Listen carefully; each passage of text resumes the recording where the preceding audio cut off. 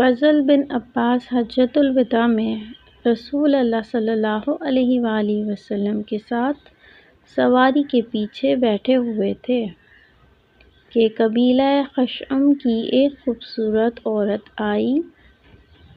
فضل اس کو دیکھنے لگے، وہ بھی انہیں دیکھ رہی تھی، لیکن رسول اللہ صلی اللہ علیہ وسلم فضل رضی اللہ تعالیٰ عنہ کا چہرہ بار بار دوسری طرف موڑ دینا چاہتے تھے۔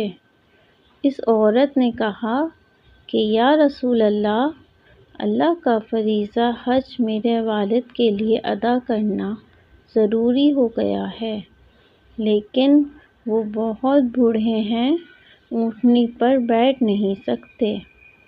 کہا میں ان کی طرف سے حج بدل کر سکتی ہوں؟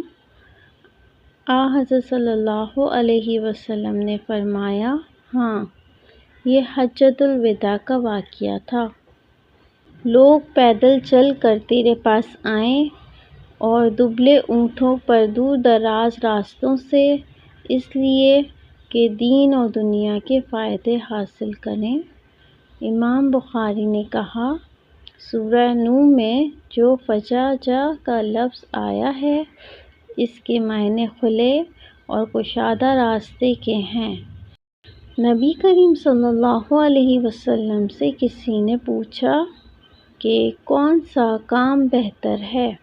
آپ صلی اللہ علیہ وسلم نے فرمایا، اللہ اور اس کے رسول پر ایمان لانا۔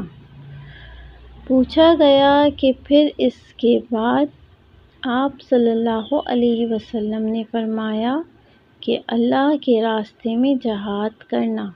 پھر پوچھا گیا کہ پھر اس کے بعد؟ آپ صلی اللہ علیہ وسلم نے فرمایا کہ حج مبرور۔